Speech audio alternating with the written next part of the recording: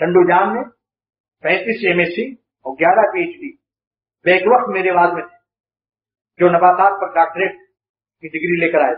کہنے لگے صحبت کیا ضروری ہے۔ دل میں دکھایا تھا انہوں نے کہ دیسی آم کو لنگڑے آم سے ملائے ہوئے تھے، مجھے سیر بھی کرائی تھی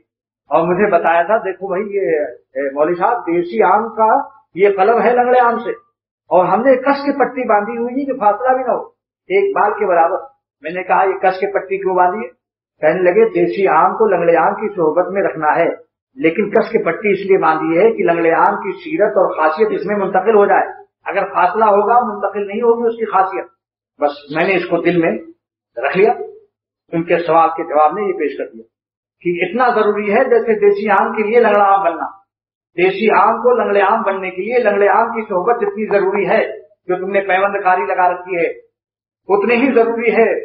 دیسی دل کو اللہ والا دل بننے کے لیے کسی اللہ والے دل کے ساتھ پیوند کرنے۔ آہستہ آہستہ اس کا جذب ہوتا ہے، اس کے اثرات اس میں منتقل ہوتے چلے آتے ہیں، اس کو پتہ بھی نہیں چلتا کیا ہو رہا،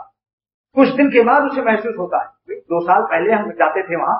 یہ اب کیا ہو گیا، میرے اندر تو بڑی تبدیلی ہو رہی، میں کہاں تھا اب کہاں پہنچا، تو نے مجھ کو کیا سے کیا شوق ہے پھراوا کر،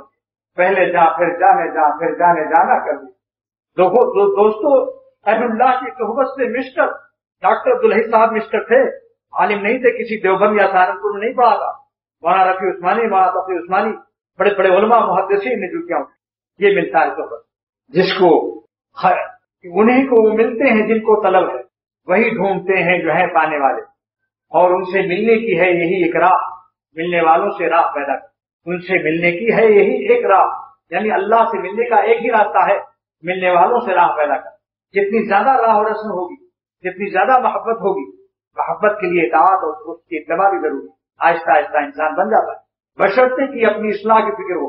یہ شرط خوب سن لیجیے، بشرطے کی یہ فکر ہو کہ جان کی بازی لگا کر اپنے اللہ کو راضی کرنا ہے، ایک ایک گناہوں کے کانٹوں کو نکالنا ہے۔ بعض لوگ کہتے ہیں کہ صاحب گناہوں کے کانٹے بھی رہیں اور پھول بھی رہیں عمل کے، تہجد بھی پڑھتے رہیں، نظر بھی اپنا خراب کرتے رہیں،